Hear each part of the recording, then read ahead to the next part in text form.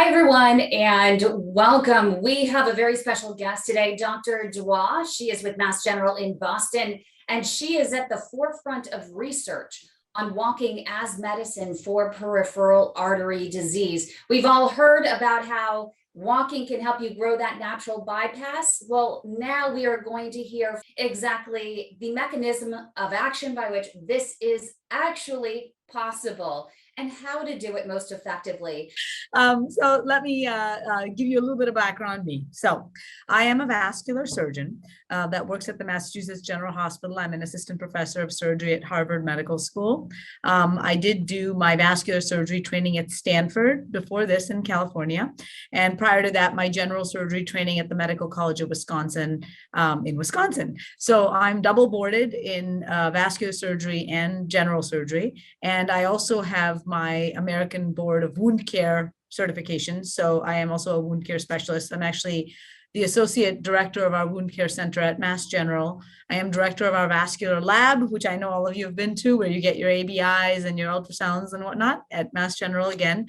And I'm co-director of our Peripheral Artery Disease Center, which is why I'm here to talk to you today.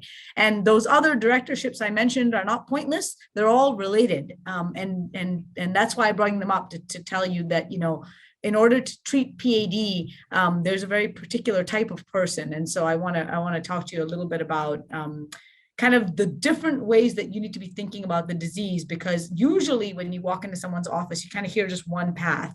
And actually, this is more of a conglomerate that you need to be thinking about as you move forward. I did do, as I said, my vascular surgery fellowship at Stanford, where my focus was on peripheral artery disease, and I didn't do too many fellowships beyond that, one in Europe, one in the States, also focused on p.a.d. So this has always been my thing. I run a vast lab in Mass General, specifically looking at anticoagulation and antiplatelet. All of you guys will be on aspirin, Plavix, Eliquis, blah, blah, blah. They take it away, they put it back, you get a colonoscopy, they take, you know, I will explain all that. And so my lab is focused on that. So at the very end, I'll talk to you a little bit about what we're doing and what we have done, and what the future is that'll, you know, be in store for you guys, hopefully. Just to start out with, so let's talk about peripheral artery disease. Peripheral artery disease, I'm going to start out by saying, is a misnomer, right? It's kind of this label that we stuck on a very wide variety of disease processes and just said, oh, peripheral means leg or arm. Artery means artery, and disease means disease. I mean, if you think about it that way, it's like a billion things. If you get shot in the groin, technically, you have peripheral artery disease. But the fact of the matter is that really the way to think about it is in categories. So peripheral artery disease really is in two giant buckets. Bucket number one is intermittent claudication, which is just a fancy way of saying you walk, you have pain in your legs, you stop, that pain goes away and you start walking again. Peripheral artery disease in the intermittent claudication sense is not that deadly. It's extremely lifestyle limiting. It can ruin your life, frankly, because you can't leave your house, but it's not going to ultimately result in amputation for most patients. What it is you have a situation where you don't have enough of a pathway for blood to get from your heart to your toes. So that pain that you feel in your legs when you're walking is actually a very normal and very good response of your body. It's your body telling you, stop it. You don't have enough blood flow. You need to stop. You're going to hurt yourself. Okay. Very similar to if you were working out in the gym and you're doing a bunch of reps with your biceps and you get that pain in your biceps when you're working out. What do they tell you to do? What does your instructor tell you to do? Oh, give me one more. Give me one more. Why? Because it's in those moments when you have that severe pain where you're actually going to be building blood vessels. You can do 100 reps like this, no big deal, but it's that last two that build it. Exactly the same physiology in the legs. You can walk for 7 miles, okay? But on that 7.1 mile, when you start to feel the pain, that's when you need to give yourself another 5 to 10 minutes of walking to the point where you're actually limping, because that's where you're basically, your body is saying, you know, you've got a tribunal basically that sits in your body that has a certain amount of resources. And it has to decide, what am I going to do with these resources? Where am I going to lay down new blood vessels? Right? And if you hurt your body essentially by walking, the legs are telling the body, I need you to invest in me and create new blood vessels in me so that I no longer have pain when I walk. It's no different than if you live in a city and you have a city council and there's a crappy road outside your house. The person who goes and complains 1,000 times, screaming and yelling and picketing and chaining themselves to the city council is going to get money to get that road built. The person who doesn't is the one who's going to get nothing. And in fact, they might let the road deteriorate more. And that is what happens when you don't walk, when you have intermittent claudication. Because your body says, yeah, you're in a little bit of pain, but clearly it's not a big deal. We're going to invest in whatever else the body invests in and leave your legs to be what they are. And that's problematic because now, last year you were walking a mile, now you're walking half a mile, now you're walking a block, now you're not making it to your mailbox. And that's a problem because most of you are young.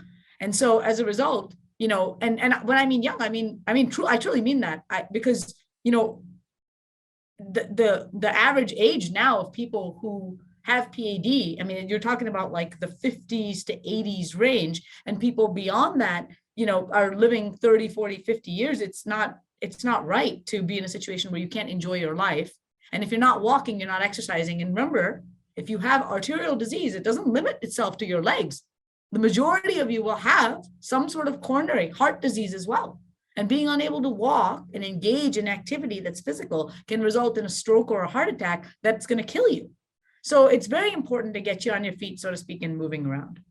So again, to bring it back to those buckets.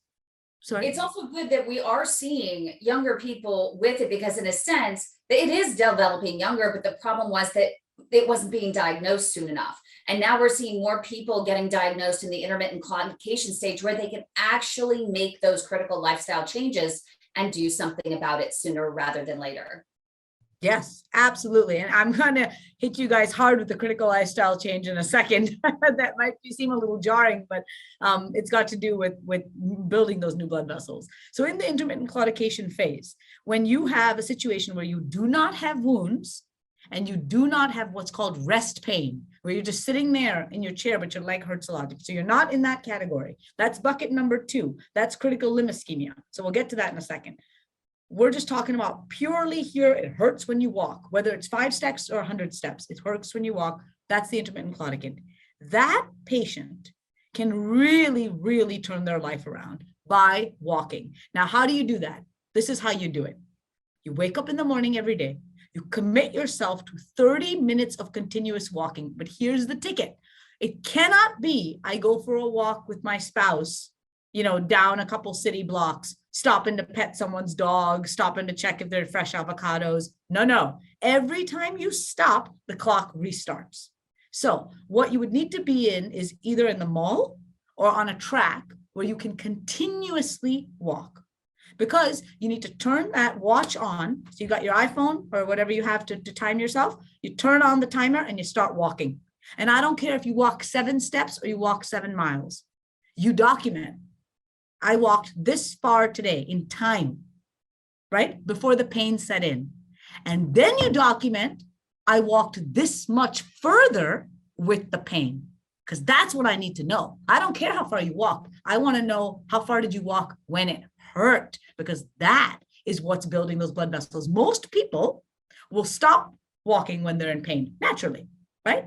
And so, and a lot of doctors will tell you even to do that, because they don't know. They don't want you to get injured. Your PCP may not know.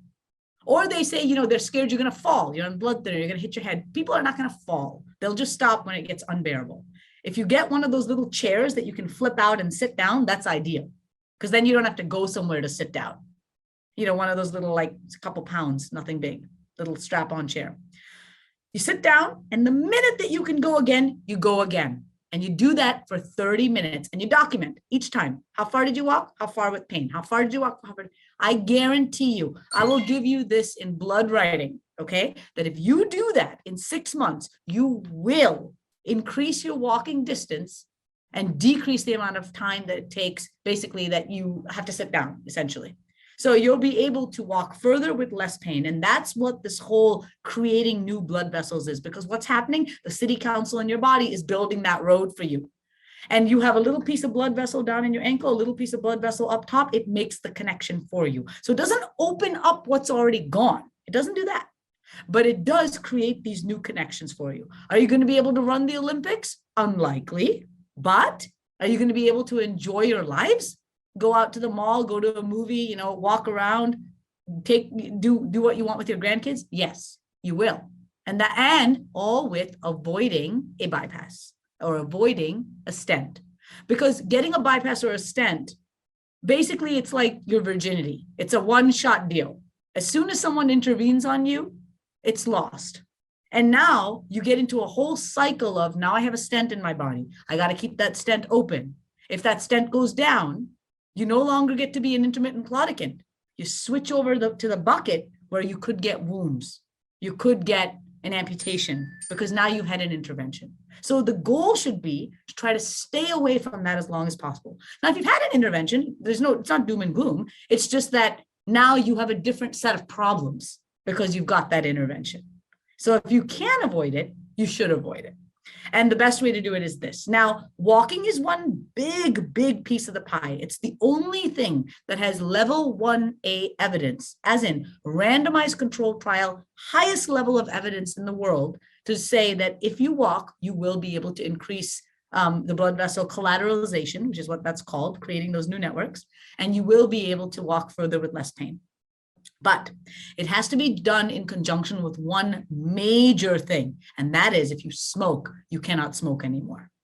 And the reason is because all doctors will tell you, I don't like smoking, but that's kind of a thing, all doctors say. In vascular surgery, it's especially important because there is a chemical in smoking, unfortunately, regardless of what type of cigarette you smoke, that actually murders the little new baby cells that are created, that are laid down in order to build those collaterals. So think the city council comes and builds a new road. They lay a bunch of tar out there and a bunch of delinquent kids come and jump in it and ruin it every time that the city comes and lays something down.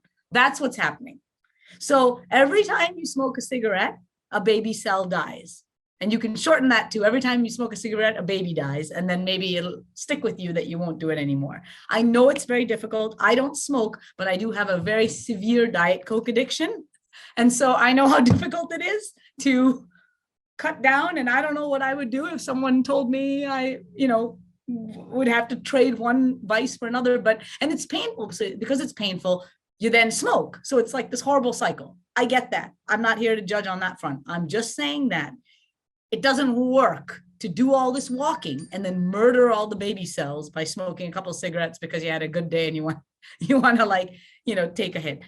I'm not going to say anything on a recorded line, but, smoke other stuff. Okay.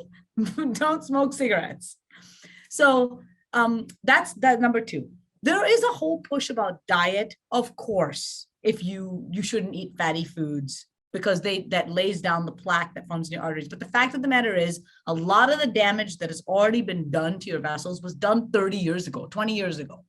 So am I going to tell you, I'd rather that you walk that however much on the track and then you have a huge Cinnabon at the mall, than smoke a cigarette. It's not going to ruin anything for you. You may have other problems from eating not healthy, but in terms of building down blood vessels or hurting the blood vessels you've built, eating whatever you want isn't going to affect that. It's the big thing is smoking. A lot of what's going on with you guys is actually genetics. It's not your fault. It's mom and dad's fault, as with a lot of things in our lives.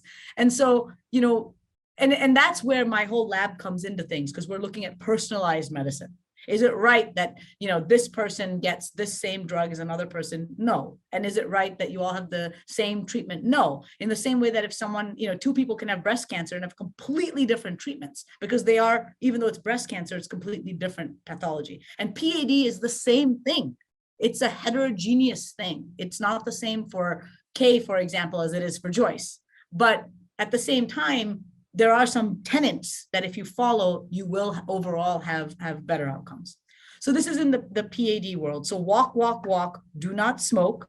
You have to actually take notes on this, because if you don't, you won't realize, in the same way that if you gain or lose weight and, somebody sees you at a Christmas party and they're like, wow, you've lost all this weight. And you're like, I think I look the same, because you see yourself every day. So similarly, you're walking every day. You're not going to notice that you're walking another 4 minutes without pain. But if you document it, you will see it live. And that in and of itself is a lot of validation and will push you to do more and more. So that's a big deal.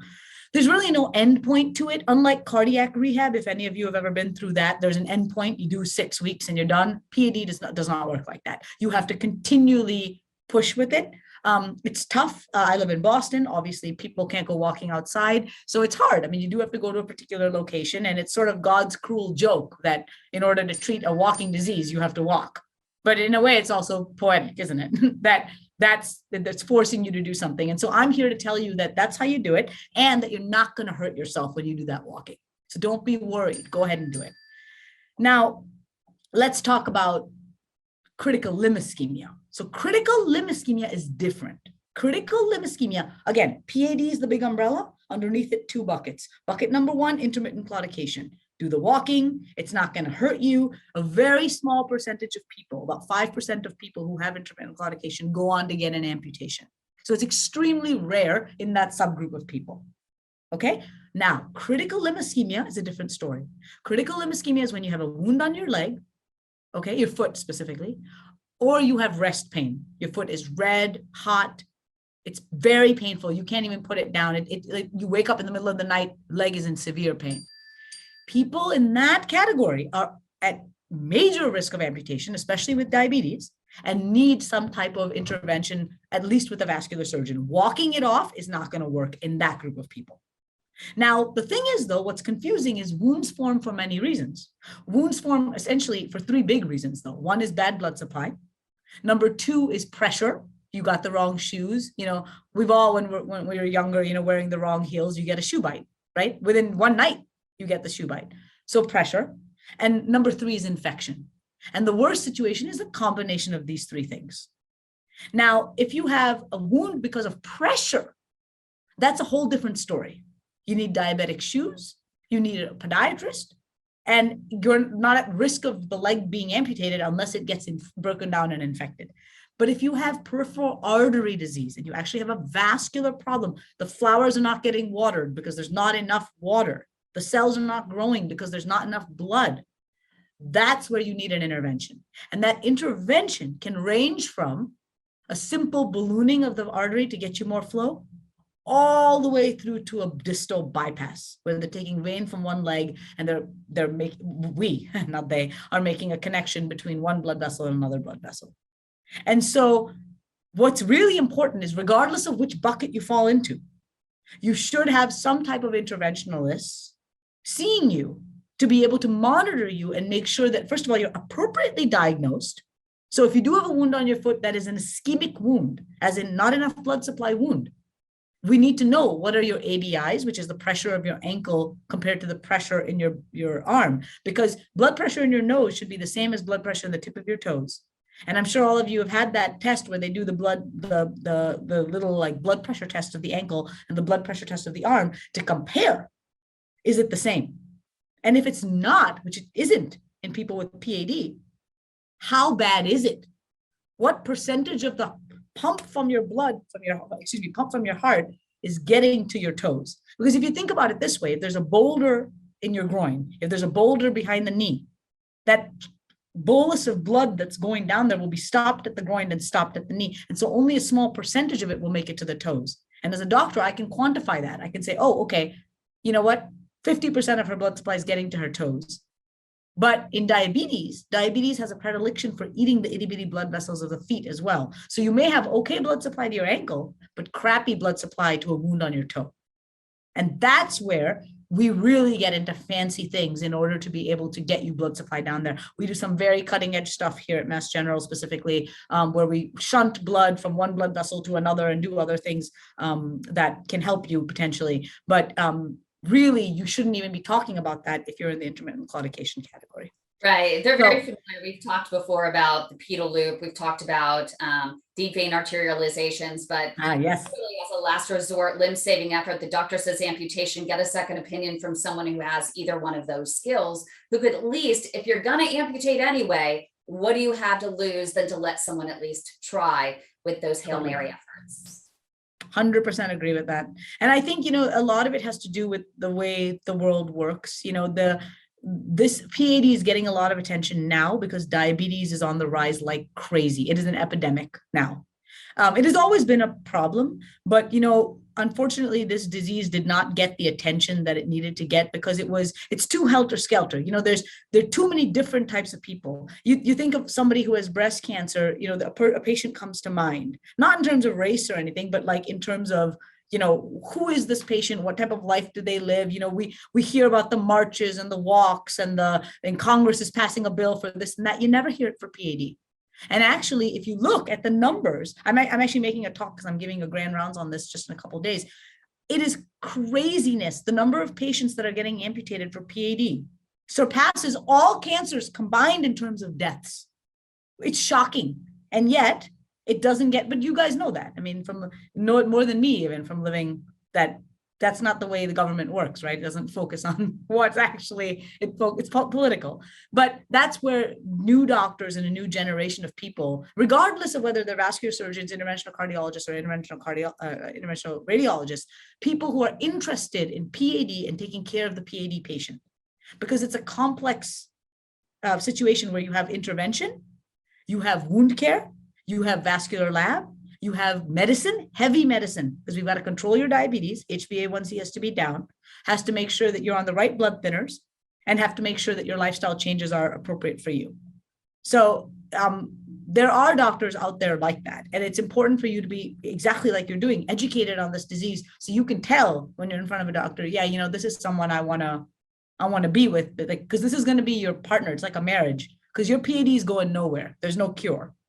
So you're going to be seeing this person for the rest of your life to be monitored. And a good surgeon, a good doctor, will also look at your carotid arteries and look at your belly to make sure you don't have aneurysms, make sure your heart's okay, make sure your carotid's okay, because if your disease is in the legs, it's also everywhere else.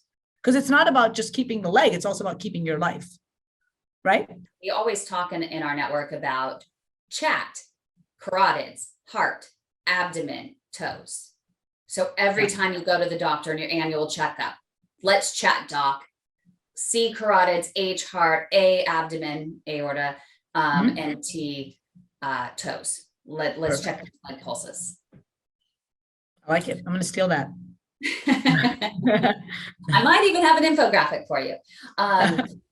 So I wanted to also, let's bring in nurse practitioner Kay Smith really quick, just before we go into those questions, and talk a little bit between the two of you just about how to walk when you have one of these non-healing ulcers. How can you prepare yourself? What are the questions that you should be asking your doctor? I think there's Kay. Yeah, I'm here. Hi, Dr. Dua. Yeah, we've got a few patients here. There's some online as well, and they've had really serious tissue loss, ulceration of the toes, and they've still kept persevering and tried to build their collaterals. Some of them have had iliac stents done and still lack a blood supply. And basically my job is to advise them as best I can. I prefer natural therapy in wound care. So I'm a big advocate of Medi honey and Manuka honey, etc., to be more tender, especially in the elderly patients as well. I don't like using iodine, etc., because it can actually burn the flesh. When it comes to walking, I'm the perfect example. I got p.a.d. I didn't know it. I was diagnosed with a severe back stenosis, 2 slip discs, and put in a wheelchair. And I was in that wheelchair for nearly 3 years. Oh my God. And I reached out to, my toes went blue, and I was sent to a vascular surgeon.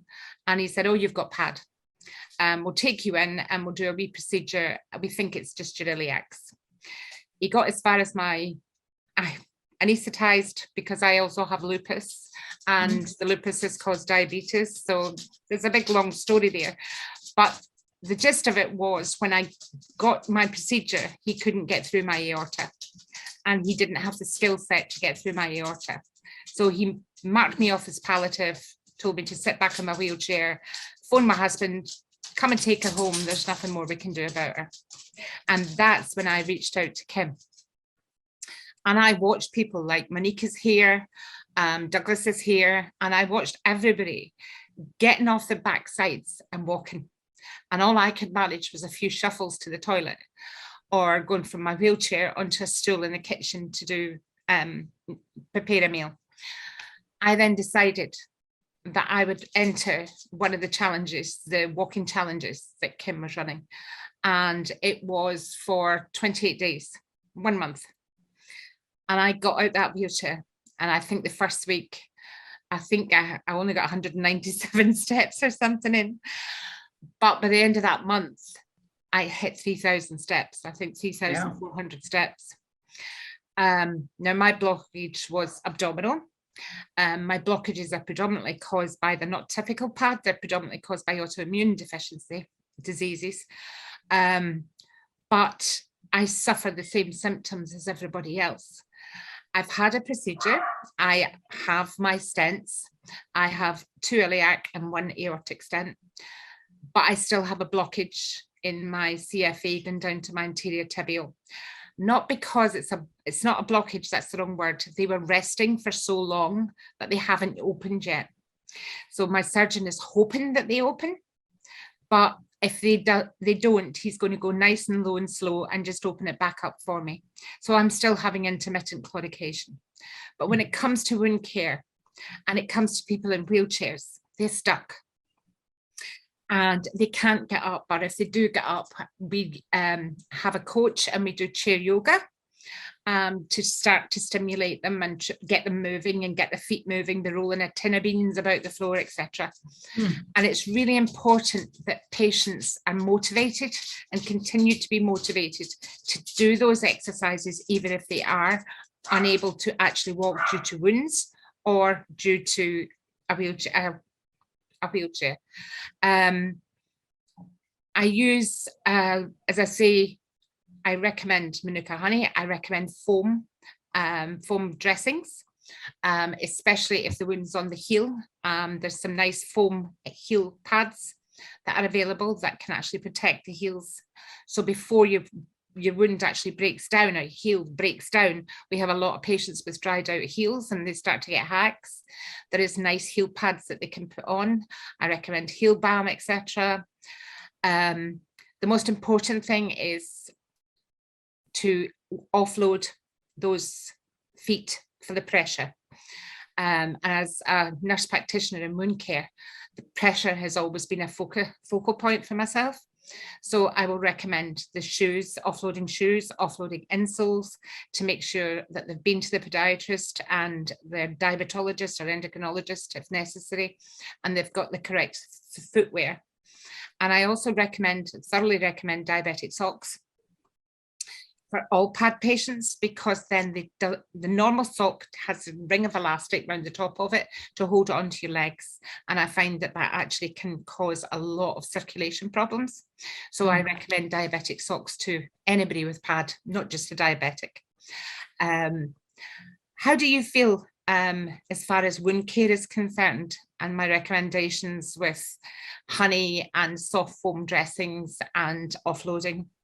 No, I think that's fantastic. That's exactly what I would say. I mean, the biggest thing is the offloading, because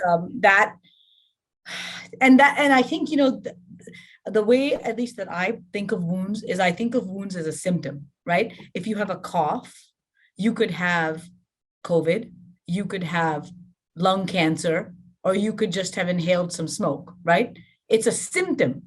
So you don't treat a cough. It doesn't make any sense. You treat the problem. What's the underlying issue? And the thing with wounds is that, the problem with wounds is they're in your face. You go to a doctor, you pull off your shoe, you got a wound, they're looking at your foot and they're like, oh, we should XYZ to the foot. But the problem may be way up here in your belly. You have a blockage, And I think, so the biggest thing with the wound is, why do you have the wound? Somebody needs to give you an intelligent reason. And it has to be one of those 3 things I said. Offloading, as in a pressure issue, blood supply, or infection, or some combination. Yeah. And I'm very aggressive, as in, like, if somebody has a wound that has like a diabetic foot wound, there's no messing around with that, because that can end in an amputation. You are on antibiotics aggressively, might even have a PICC line to get those antibiotics for 6 weeks. You might get casted by the podiatrist so that you don't have pressure on the wound, and a intervention potentially to get blood flow to your leg if you don't have enough flow, in different locations. And so I agree with everything you said. I think that's spot on and right down the right alley. I'm speaking predominantly from a UK perspective, but it's also something that I'm seeing in the US. So I hope you don't take offense, but there seems to be a lack of continuity of care. So they've seen the vascular surgeon, but then the wound care side is not taken care of. So there's a gap between the matches. Yes. And that gap is the most dangerous period of all. I couldn't agree more. Yeah. Couldn't agree more. We've had way too many of our PAD warriors here who we get them revascularized, they go to the podiatrist, and then there's no one to follow them in between. Yes. Even the home care nurses are actually not board certified in wound care. Nope, correct. We know. That's where so I knew you were going to say something about the UKK because I went to medical school at the University of Aberdeen. So I'm actually Scottish. Weirdly. But I was born in a lot of work in Aberdeen. So, yeah. Oh, really? Okay. Yeah. I was an ARI that's where I did my medical school years ago. Like one of the best interventional radiologists ever was Jeff Hussey. If you were there when he was there. Oh no, this is no. I was just in the medical school, so I Oh, you're a baby. Yeah, I was just trying to skip class and talk to boys. So, but the thing about that, so you couldn't be more correct. So Mass General Hospital, Massachusetts General Hospital, Beacon World, blah blah blah, world renowned, whatnot. That hospital did not have a comprehensive wound care center. Remember I told you guys earlier about p.a.d. not getting the respect that it needs to get? This is a classic example, okay? Classically. So a cancer patient, again, and I bring this back because it's such a perfect analogy. If you have a breast cancer, right?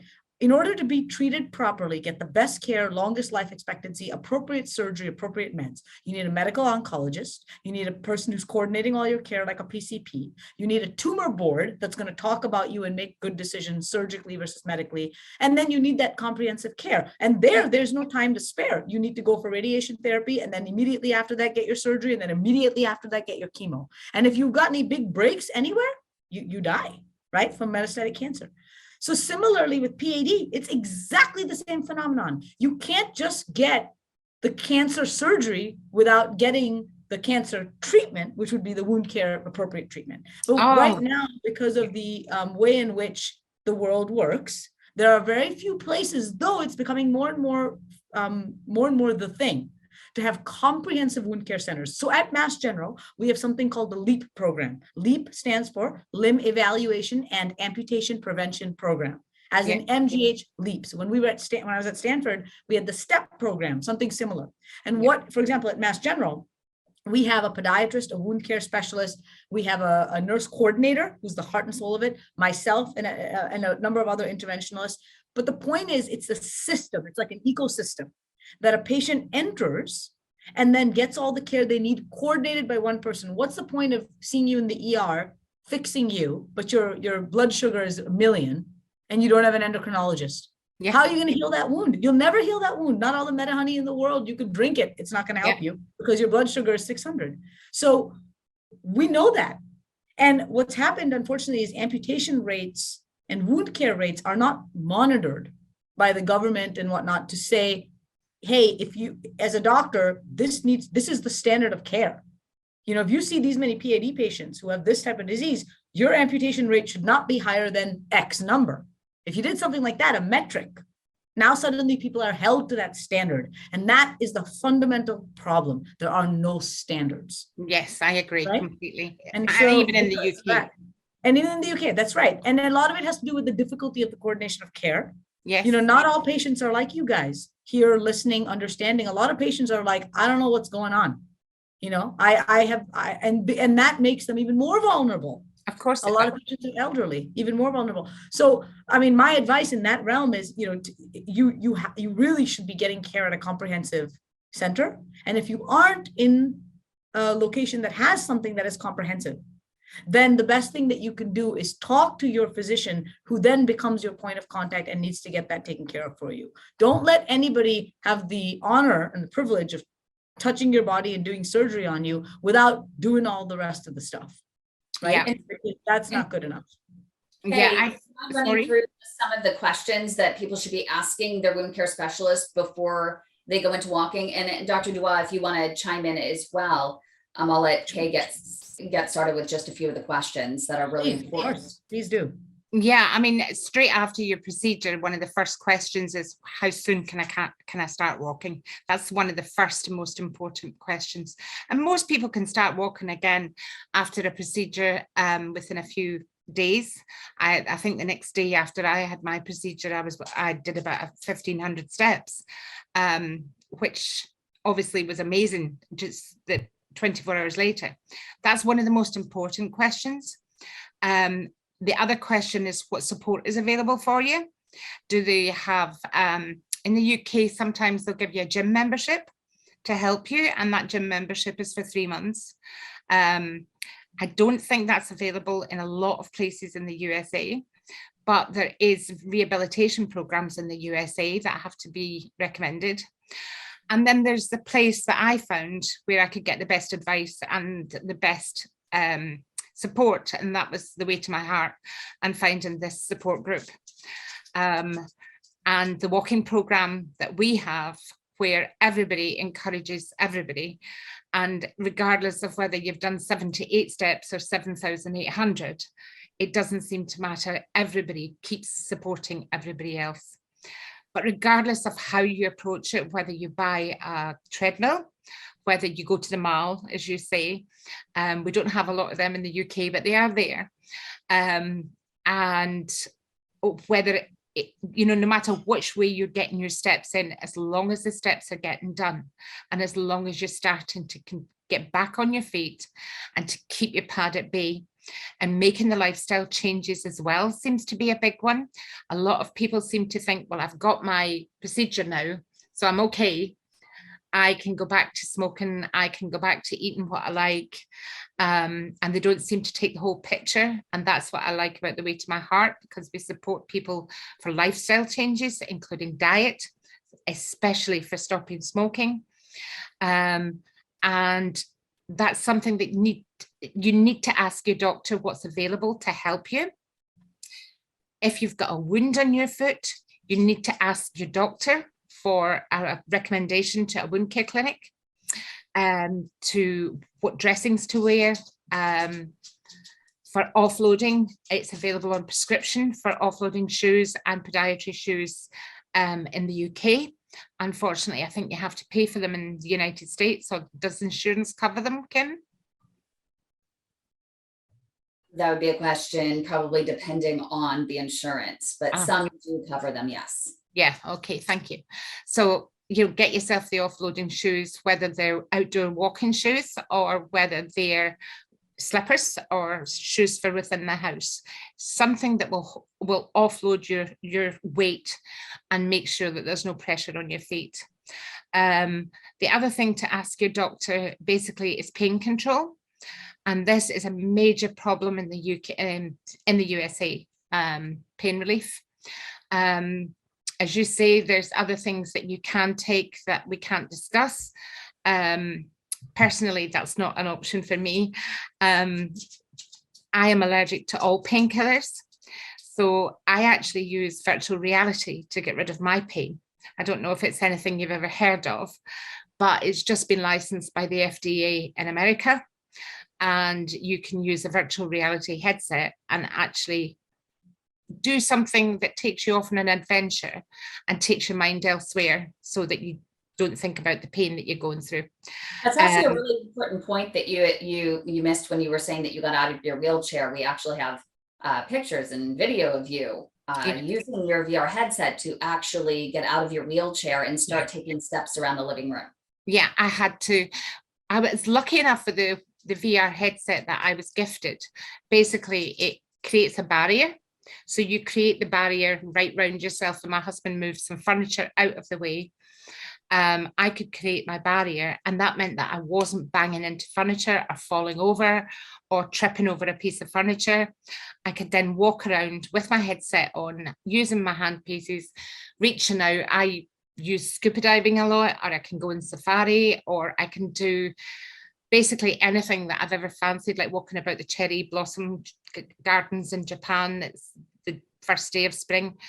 I know there's a certain person on here that likes to go and become a fighter pilot using his VR headset. But it's anything that takes your mind off the pain. Yeah. Pain is a big, big factor in all of this, because if you're in pain, you don't want to walk. If you're in pain, you struggle to get up, to get out, and to actually motivate yourself. So pain is a major issue. I don't know how else everybody else copes with the pain in the US, but you have my complete sympathy, because I know it's very limited what you can actually get. Hey, Dr. Duat, how do you help your patients manage their pain? Yeah. It really depends on what type of pain it is. You know, a lot of my patients, unfortunately, have mixed pain, because they have not only the pain from the wound itself, or the ischemic pain, which is actually some of the worst pain in the world, because it's like choking on the leg, but they have neuropathic pain. That is, you know, a combination of the diabetic side of things in conjunction with the wound. Usually with the patients that have neuropathic pain, I will have them start on gabapentin and really ramp up the dosage. Some patients it absolutely doesn't work for. It's amazing. I mean, there's no explanation. Some people it's like, you know, night and day, and some people it makes no difference. In the case of other groups of people, I will have them start on something to basically get the deep muscle and tissue pain gone by having some type of intervention to get more blood flow, because again, the pain is a symptom, right? Like it's caused by something. Occasionally, yes, it can be because a bone piece is exposed or something's actually rubbing that shouldn't be doing so. But if that's the case, then all the more ideally you'd get some intervention to be able to take that nidus away. In terms of just like the deep, boring pain where patients can no longer handle essentially living in that sort of pain, and there is nothing that can be done for revascularization, I actually talk to those patients about amputation, because at that point, if there's nothing that can be done and an amputation would allow them to go on to get a prosthetic where they can move on with their lives, then I get them. And I always ask the question, is this leg running your life, or are you owning this leg? And if they say the leg's running my life, I then say, okay, let's talk about the pain. We discuss where it's coming from, what specifically, and if something can be done about it, intervene immediately. What I don't do is hand out oxycodone like candy, because then they get addicted to that. And it's so problematic, because now you get the stamp on you, you know, because the system is broken again. You know, you get a stamp on you saying, oh, this is a drug seeker patient, as if, you know, asking for meds. Then they stop returning your phone calls from the office and like do all kinds of other things that are really not acceptable. And it's really their failure because they didn't manage the pain appropriately. The other thing I'm very careful about is also deciphering specifically if the pain is coming from, because it's not uncommon for people to have slip discs and to have other issues that are causing the pain. It doesn't have to be ischemic. And so I look into that and ensure that the right thing's going on. And if it can be anything from getting you to see an orthopedic doctor versus getting an MRI of the back, but something to really, at the end of the day, say, this is why you have pain and this is what we can do about it. And then act on that. Yeah. Yeah, there is a difference between the feeling of back pain and the feeling from you described it. I know Kay can as well, but we see that a lot. And we just had one of our p.a.d warriors that was told, actually, a hospital doctor was going to amputate below the knee for something that actually turns out was not even an issue of the blockage. It was coming from the spine. Oh, yeah. And from that, we got the revascularization. Well, still the problem turns out it was lumbar related, but this hospital doctor was going to amputate below the knee for something that was not even vascular related. I wish I could respond with horror. I'm so used to hearing that sort of thing, you know, because those patients will find me and then I'll be like, let's just take care of you. I will say this is a good little test you can do. Okay. If you think that you might have something going on with the back versus the p.a.d situation, you go to a grocery store, you get a shopping cart. All right. And you actually put your hands on the shopping cart and lean forward, like you're putting your body on the shopping cart, like to take your weight, and then start pushing that shopping cart around, picking up groceries. If you can walk, right, and the pain doesn't set in, it's your back. And the reason that works is if you lean over a shopping cart, you stretch those lumbar vertebrae, right? Like think of like a shrimp, like how a shrimp is fixed, and it stretches the vertebrae that allows the spinal cord space to breathe. But as soon as you stand back up again, you go back into whatever painful position you're in. So people, I always ask, if you go to the grocery store and you lean over, and people notice this, it's such a big thing. They notice this, that when they get into that position on the shopping cart, the pain goes away. If it does, it's your back. If it doesn't, like, I mean, if you respond by saying something like, I don't go shopping because I can't walk 3 steps, it's probably p.a.d, you know? But I mean, that is a good litmus test. My That's doctor actually said to me, can you tell the difference between your back and your claudication? 100% I could tell the difference between the pain at rest and the back pain. And he said, I can take away the rest pain, but you're going to be left with the back pain. So I can't cure you. That's what I tell patients too. And I can now tell you that I can feel my back pain more because it was overshadowed by the pain at rest. Yeah, of course. Yeah. That happens with each leg as well too. If you've got 2 legs that hurt, and you know, the doctor should never be intervening on both at the same time, but let's say they do the right leg, you'll notice the left leg will hurt more, not because it actually hurts more, but because you no longer are fixated on your right. Yeah, it's true. It's also a very common phenomenon. Yeah. Also, the thing with the back is the back has one point, your back. And so people with back pain tend to have pretty equivocal, maybe one side slightly worse than the other, but they really have equivocal pain down both legs. Whereas with p.a.d, you will clearly see a differentiation between one side versus another. There are people that have claudication that's similar, but yeah, unless it's your abdominals. Do you not have it in both legs? Because I did. It was my iliac and my aortas. Oh yeah. So if both of your iliacs are equally diseased, but imagine that, I mean, the chances of them being exactly like, and I actually say it to patients, I'll say, if I have a gun to your head, which side do you want me to do? The right or the left? Yeah. And then they'll say, yeah, my right side's the one that starts first, you know?